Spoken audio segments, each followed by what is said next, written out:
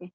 So from today, we will start the new lesson, and it is solutions. Your second lesson.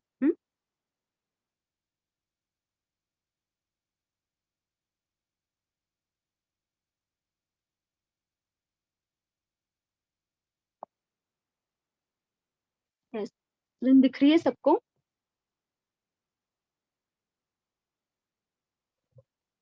Screen visible है सबको? Yes, ma'am. Good. तो जो आपका second lesson है solutions, ये start करेंगे। तो सबसे पहले इसका थोड़ा सा इंट्रो का पार्ट देखिए, इंट्रोडक्शन का। तो इसमें यू कैन सी दैट सबसे पहले उन्होंने मिक्सचर्स के बारे में बात की है। So what are the mixtures?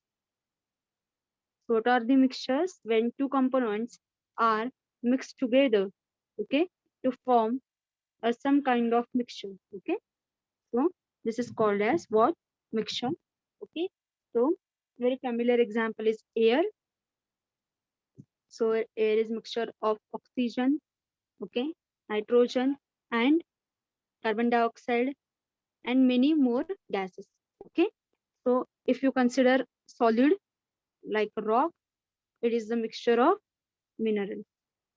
You can see that. Okay, so in this way we have lot of mixtures in our hand, and depending upon the composition, okay, depending upon the composition means in which composition these the uh, substances are together, we have two types. One is homogeneous, okay, and second one is what?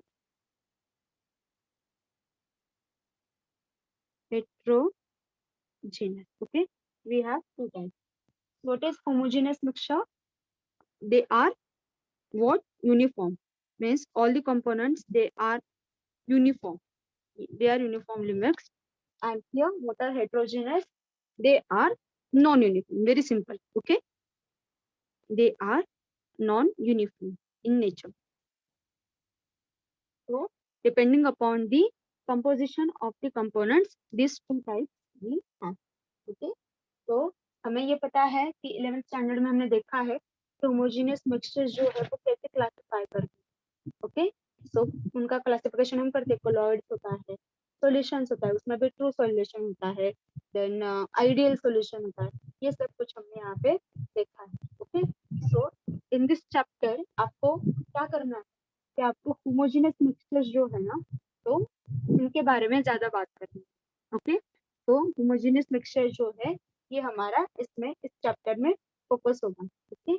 तो ये solutions जो होते हैं ये हर तरह मिलते हैं। सो कैसे बनते हैं वो? सॉल्वेंट में जब आप सोल्यूट ऐड करते हो, right, so you get solution.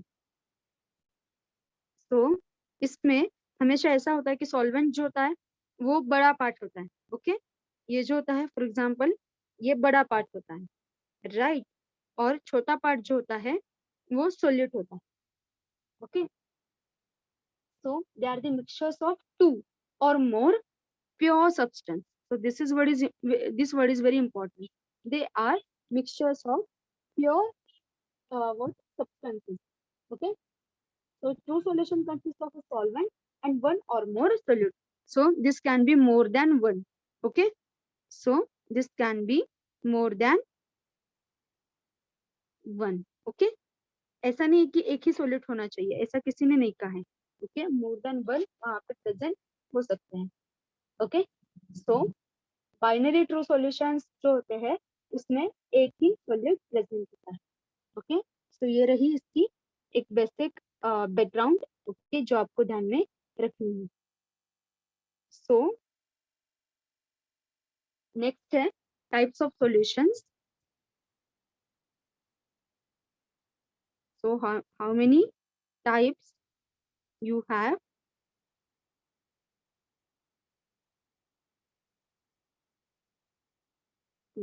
Types of solutions. So इसमें क्या होता है कि सॉल्वेंट वाला पार्ट जो होता है वो most of the times liquid होता है, right.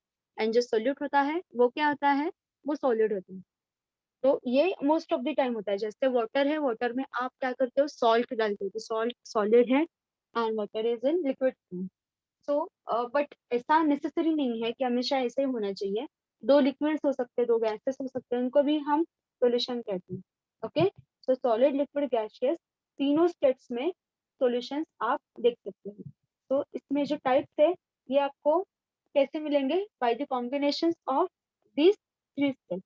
Okay, so there are total 9 types. Okay, there are total 9 types. So how, कैसे, by this kind of probability. So आपको कैसे कैसे दिखेंगे, देखो।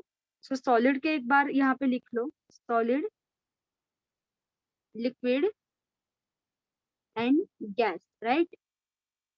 so solid solid एक है, solid liquid एक है, solid gas एक है। ओके, लिक्विड सॉलिड एक है, लिक्विड लिक्विड एक है, लिक्विड गैस एक, gas solid, gas liquid and gas gas। okay, so these three types we have, types of solution। वो हर एक के आपको क्या ध्यान में रखने हैं, एग्जाम्पल ध्यान में रखने हैं।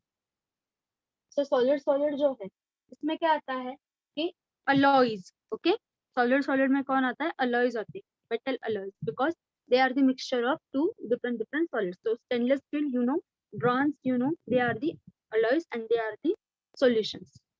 देन सॉलिड लिक्विड में कौन आएगा, sea water, right? Benzoic acid आएगा, sugar in water, so this is very famous example। so solid liquid में, then solid gas में, इसमें कौन है, तो इसमें आयोडीन है एयर में, right? so आयोडीन है एयर में। then नेक्स्ट यहाँ पे कौन है, लिक्विड सॉलिड में कौन आएगा, लिक्विड सॉलिड में अमालगम्स आते हैं, mercury amalgam, okay, in silver, right? Then liquid liquid में कौन आता है, लिक्विड लिक्विड में गैसोलीन है, इथेनॉल इन वाटर है। ओके, आपको पता है ना कि उसका मिक्सचर क्या आ जाता है, डाइल्यूशन क्या आ जाता है, so ethanol, ethanol in water. Okay, so और any other sulphuric acid in water also, ये भी चलेगा। देन लिक्विड गैस में कौन है, chloroform in nitrogen. Okay, different gases का मिक्सचर, तो ये आप ध्यान में रख सकते हैं। देन नहीं तो आपका लैब का एक रिएक्शन होता है H2S gas in your reaction mixture, that also be the part of the liquid gas solution. Then gas solid में कौन है, H2, हाइड्रोजन है, पैलेडियम पे ऊपर, पैलेडियम के ऊपर आता है, so this is the example. Then gas liquid में कार्बोनेटेड वाटर है, आपके जो बेवरेजेस होते हैं, ये एग्जांपल है इसका। एंड गैस गैस में एयर, वेरी फेमस एग्जांपल। तो गैस का गैस में मिक्सचर एयर है, एकदम फेमस एग्जांपल है। So these are the different different types of the solution. Okay, तो हमें क्या देखना है कि solid in liquid, okay, solid and liquid, ये जो कॉम्बिनेशन है ना, ये हमें सबसे ज्यादा थोड़ा सा देखना है इसमें। Okay, because we can see the true solvent relationship, means solute and solvent relationship in this case। तो इसको हम ज्यादा क्या देंगे, इम्पोर्टेंस देंगे, मतलब बाकी के भी है पर इसको थोड़ा सा ज्यादा इम्पोर्टेंस रहेगा। ओके, अब बात आती है, यहाँ तक समझ में आया है सबको, यहाँ तक सबको समझ में आया है,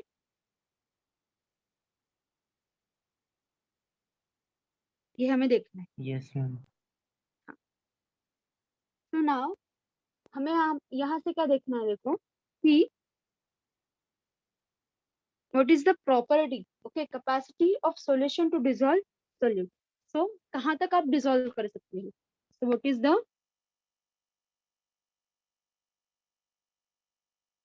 capacity of solution to dissolve solutes। Okay, और ये फाइंड आउट कैसे करेंगे, तो this is our focus.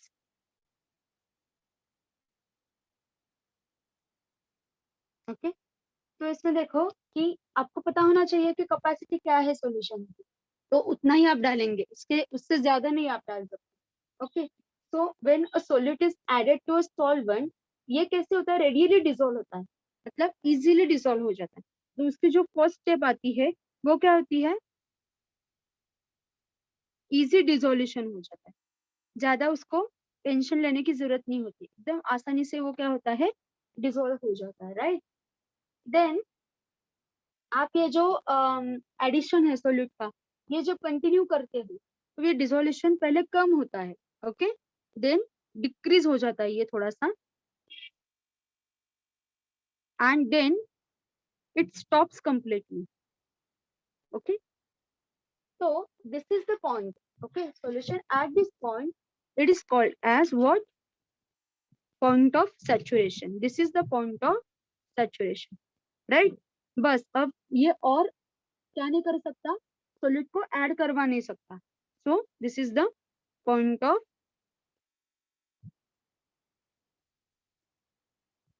saturation.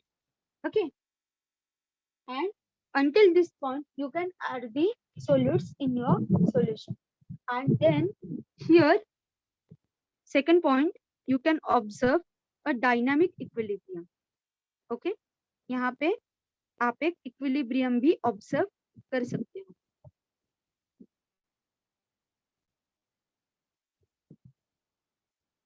Okay, यहाँ पे एक क्या होता है, इक्विलिब्रियम एस्टैब्लिश होता है. And then what is the meaning of this equilibrium? Okay, what is the meaning of this kind of equilibrium? कि नंबर ऑफ, हाँ, yes, tell me.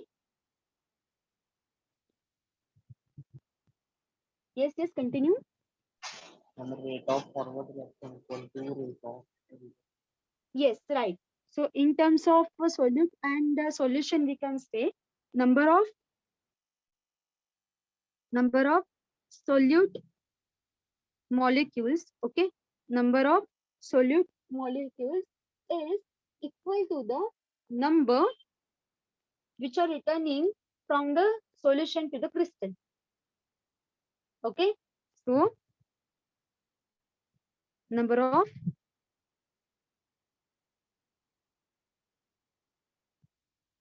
returning molecules to crystal. Okay, ऐसा क्यों कहा है, यहाँ पे क्रिस्टल का क्या रिलेशन है? कि देखो, आपका जो कुछ भी सोल्यूट है वो सॉलिड है, उसका एक ऐसा क्रिस्टल नेचर होगा. Okay, and when you add this kind of crystal in liquid. Okay, जब आप इसको लिक्विड में ऐड करते हो तो क्या होगा, अब ये इतना बड़ा मत सोचो, छोटा ड्रॉ करना चाहिए क्योंकि डिसॉल्व होना है ना उसको. तो एक छोटा सा आप इमेजिन करो. हाँ, इसको अगर आपने इसमें डाला तो क्या होगा, इसका जो क्रिस्टल स्ट्रक्चर होगा ये क्या हो जाएगा, ब्रेक हो जाएगा. उसका जो पॉइंट है, अरेंजमेंट है, ये डिसोल्यूशन के बाद क्या हो जाएगा, इसमें ब्रेक हो जाएगा. सो यहाँ पे ब्रेकेज होगा, राइट. सो ऐसा लिखो, यहाँ पे ब्रेक होगा एंड रिवर्स रिएक्शन में क्या होगा, यहाँ पे ब्रेक और यहाँ पे गेन होगा, फिर से वो क्रिस्टल स्ट्रक्चर गेन करेगा. Okay, and some kind of equilibrium is found where you can say solute plus solvent, solute and solvent, they are equilibrium with solution. Okay, तो यहाँ पे डिसोल्यूशन होता है, राइट, एंड यहाँ पे crystallization होता है. So this is very important for us. Okay, so medium amount of saturated solution कैसे बनता है, उसमें maximum amount of solute होता है. Okay, at given temperature. Okay, so solution containing greater than equilibrium amount of solute is said to be super saturated. मतलब ये जो saturation का point है, इसके ही आगे अगर आपने solute ऐड करना कंटिन्यू किया तो उस सॉल्यूशन को आप सुपर सैचुरेटेड सॉल्यूशन कहते हैं. तो एक होता है सैचुरेशन एंड ये जो दूसरा होता है ये होता है सुपर सैचुरेशन, कि आप सॉल्यूट्स ऐड करना क्या करते हो, कंटिन्यू करते हो. Okay, so such solutions, they are very unstable. Okay, they are very unstable. उनकी जो स्टेबिलिटी होती है वो बिल्कुल भी प्रेजेंट नहीं होती, दे आर टोटली अनस्टेबल। तो इसमें टाइनी टाइनी जो क्रिस्टल्स होते हैं, ओके, तो ये क्या हो जाते हैं, वो हम ऐड करते हैं एंड इससे क्या होता है, प्रेसिपिटेशन होता है। टाइनी क्रिस्टल्स अगर आप ऐड करते हो टू सुपर सैचुरेटेड सॉल्यूशन, तो उसमें से टाइनी क्रिस्टल्स ऐड करके आप उसको सैचुरेटेड सॉल्यूशन में भी कन्वर्ट कर सकते हैं। Okay, so this is the point. Then next point देखो, नेक्स्ट पॉइंट आता है सोल्युबिलिटी का।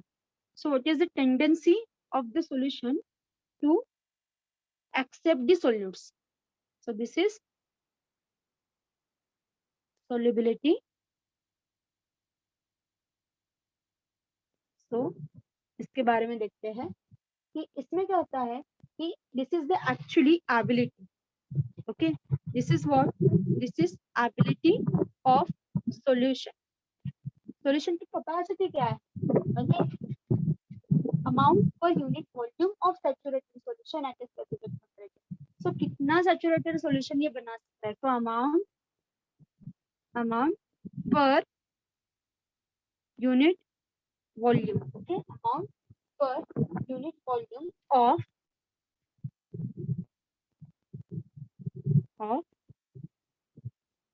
saturated solution. Okay, of saturated solution at given temperature. Okay, तो इसको आप कहेंगे solubility, right?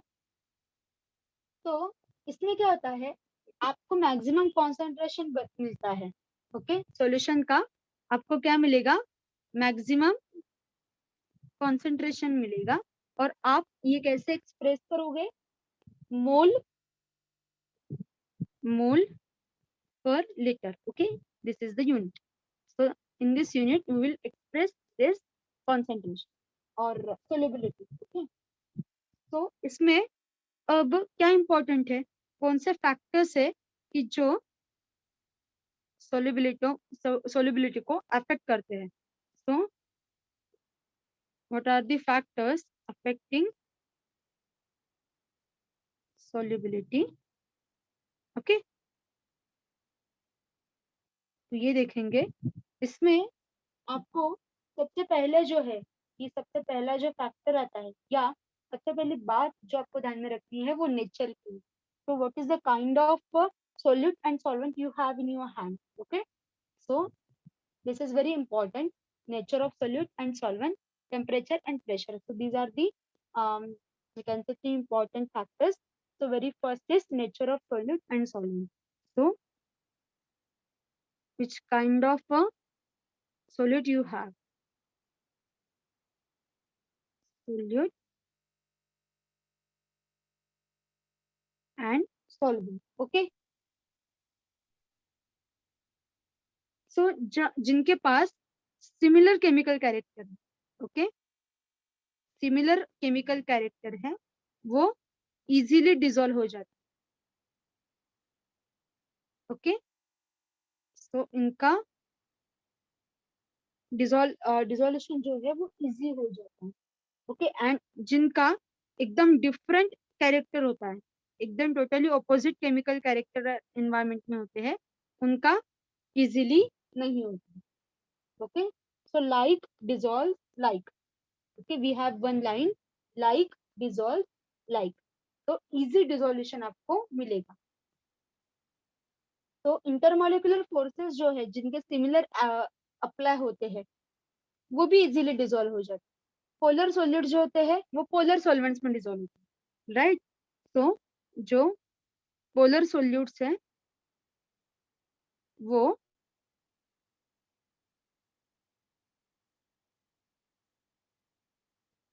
पोलर सॉल्वेंट्स में इजीली डिसॉल्व हो जाते हैं, राइट?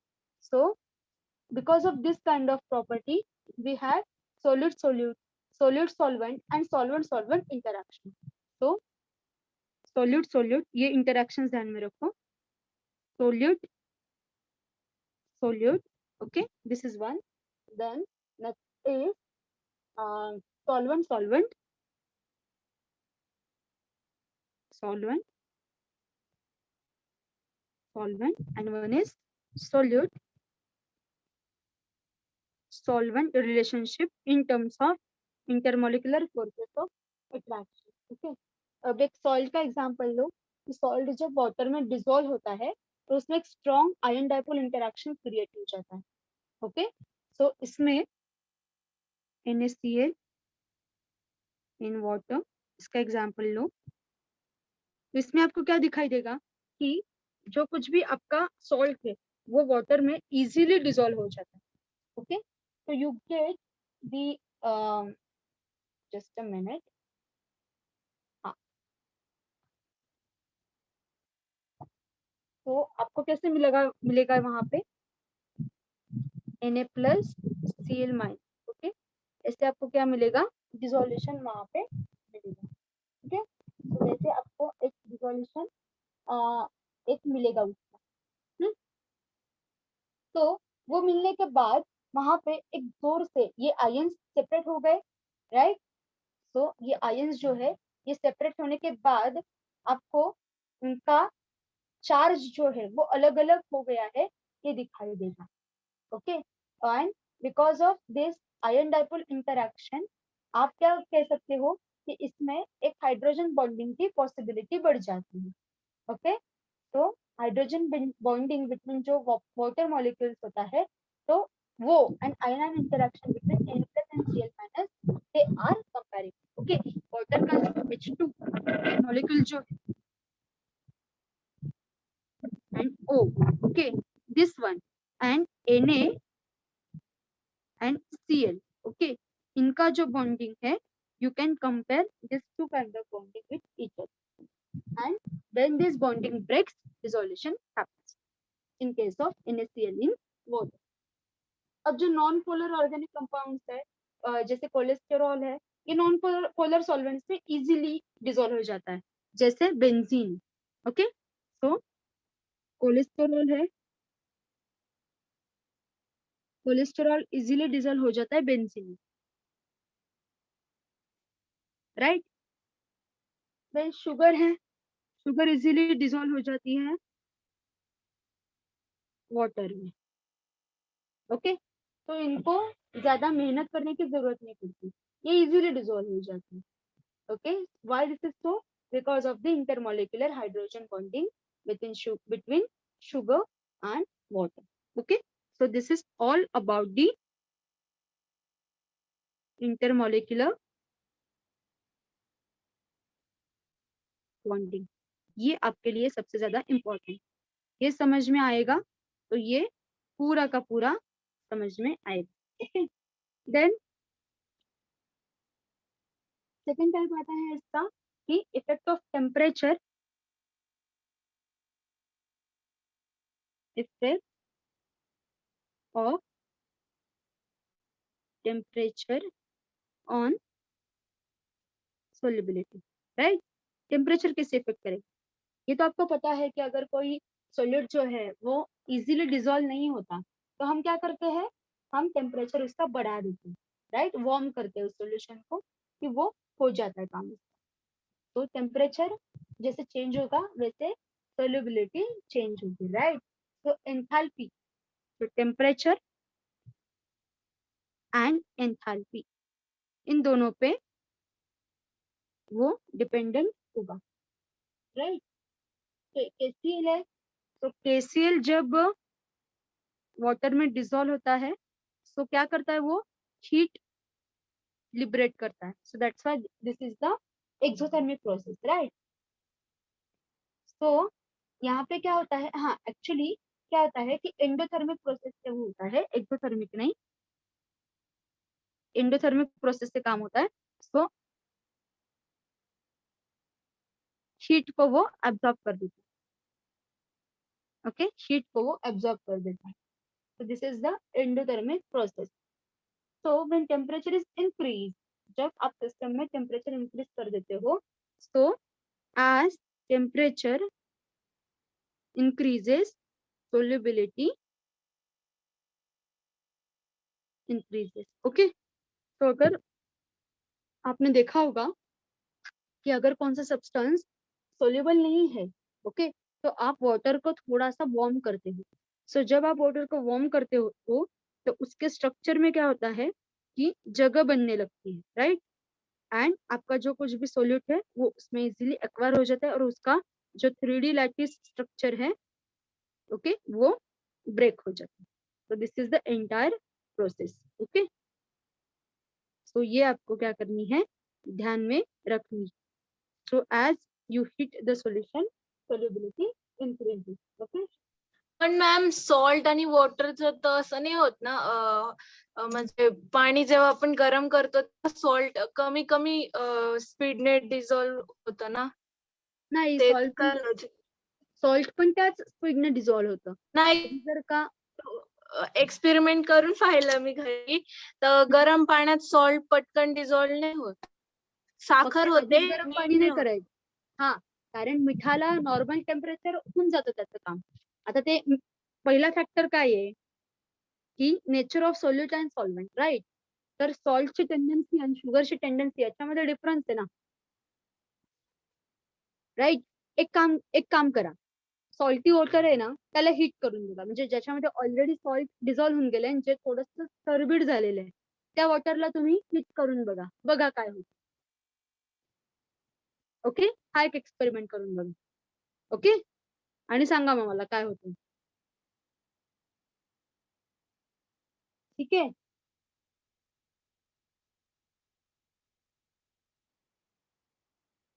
तर CaCl2 आहे, ओके, लिथियम सल्फेट्स है, तो ये जो सारी है ना ये रिलीज करते, हीट को रिलीज करते. तो this was the effect of temperature.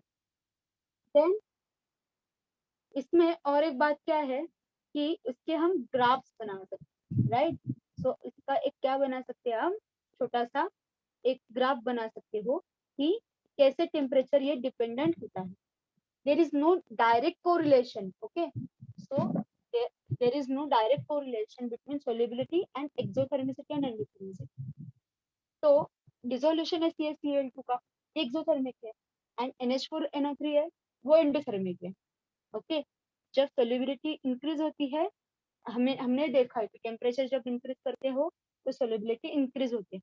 तो एक आपके बुक में एक 2.1 टेबल है, ओके, वो देखो, वहाँ पे उन्होंने दिखाया है कि सोल्युबिलिटी कैसे अफेक्ट होती है when you increase the temperature. Okay, all these are ionic solids in water at various temperatures. So we can get some conclusions out of that. Okay, we can get some of conclusion. So solubilities of NaBr, NaCl, KCl. Okay, so solubilities of NaBr, okay, then NaCl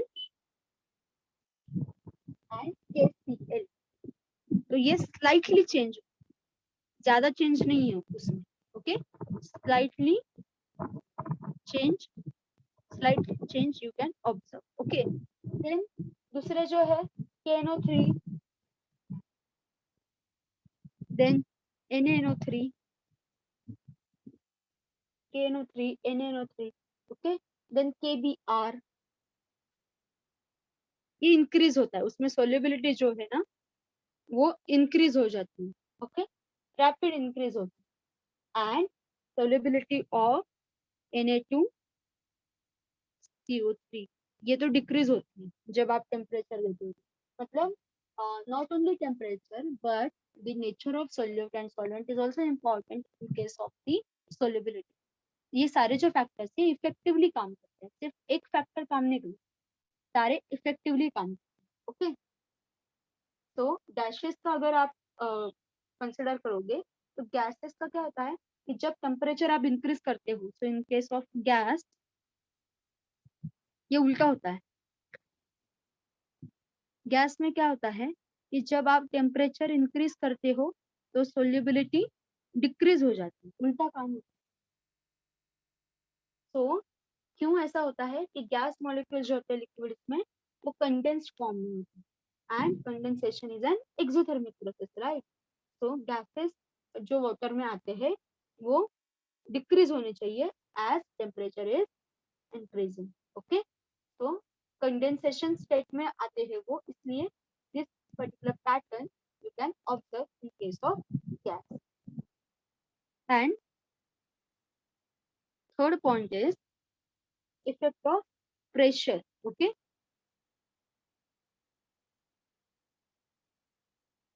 So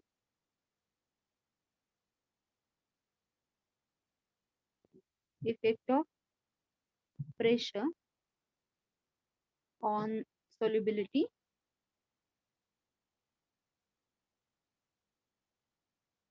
you can observe.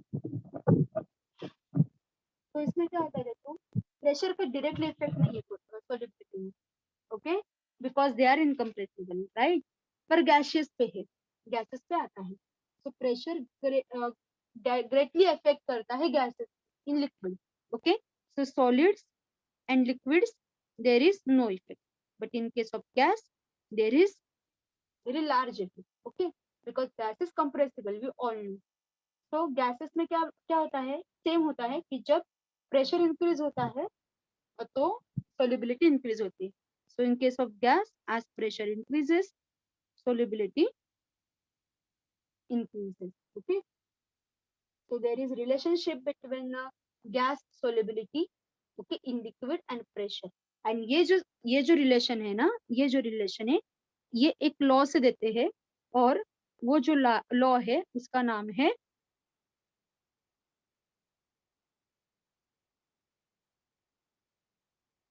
Henry's law, okay. तो gas in liquid relation कौन सा है, gas in liquid, okay. और ये देगा आपको Henry's law. आज सिर्फ हेनरीज लॉ का हम थोड़ा सा ये देखेंगे, स्टेटमेंट देखेंगे। मॅम एक मिनिट मागचं पेज दाखल please.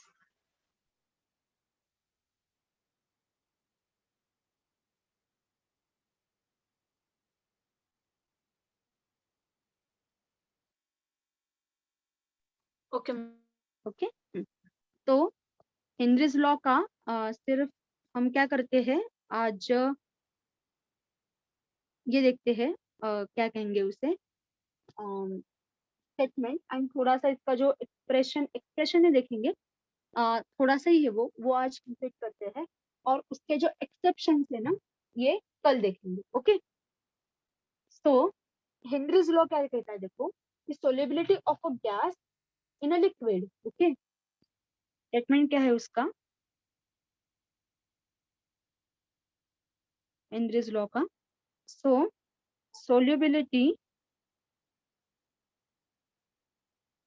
of gas, okay, solubility of a gas in liquid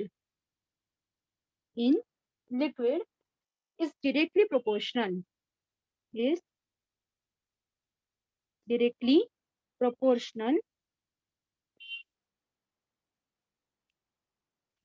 to the pressure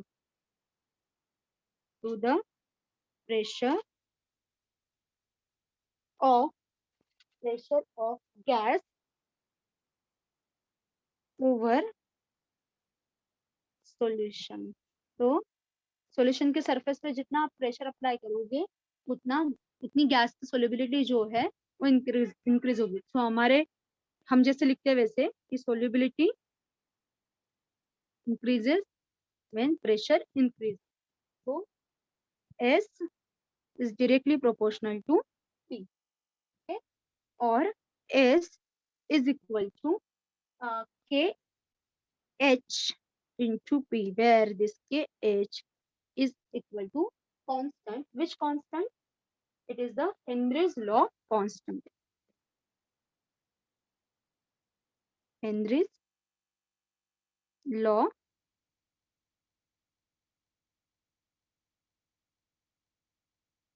constant, okay. So S is the solubility, P is the pressure. तो solubility जो है तो इसका यूनिट जो है वो क्या है, पर लीटर, सोल्यूबिलिटी का यूनिट पर लीटर एंड प्रेशर का यूनिट है बार। ओके, तो KH आपको अगर फाइंड आउट करना है तो इसका कैसे आप रिलेशन करोगे, तो KH is equal to obviously S/P। Okay, so इसका यूनिट क्या आएगा फिर, इसका है मोल पर लीटर, प्रेशर का है बार, तो unit of KH will be what, mole per litre पर बार, ये इसका क्या आएगा, यूनिट आएगा। तो वी हैव वन रिलेशन कि when you have pressure of 1 bar, okay, अगर 1 बार प्रेशर अप्लाई करोगे then of course KH is equal to S। Okay, मतलब सोल्युबिलिटी जो है वो कांस्टेंट रहेगी। तो KH is the solubility of a gas in a liquid when its pressure over the solution is 1 bar. So when you apply 1 bar pressure, then KH is the actual solubility of that gas in a liquid at pressure 1 bar. That's why this relation we can get. Understood? यहाँ तक समझ में आया है सबको? Yes? Teacher तो second point परत एकदा समजाल का, तर A ने BR पासून? BR मागच्या ह्याच्यातला? हा, ओके ओके, देखो इसमें क्या होता है कि we can observe 3 different patterns, okay, 3 different patterns of that particular graph. Okay, तो 3 सॉल्ट्स ले NaBr, NaCl, KCl, तो इसमें क्या होता है, स्लाइट चेंज होता है। तो क्या आप कर सकते हो कि व्हेन टेम्परेचर इंक्रीजेस, सोल्युबिलिटी जो होती है वो स्लाइटली चेंज होती है।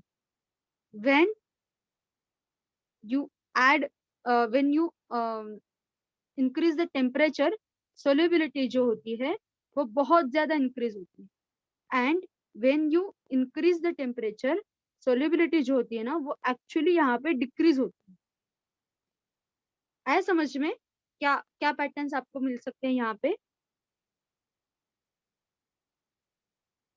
So this is totally dependent upon the nature of solute and solvent, nature of solute and solvent, and also the temperature. Got this? Yes ma'am. Okay. तो ये जो points है ये ध्यान में रखो, यहाँ तक हमने आज किया है।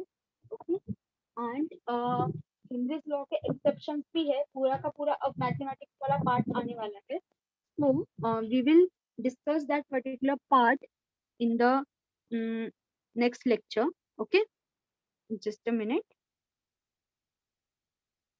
Yes, so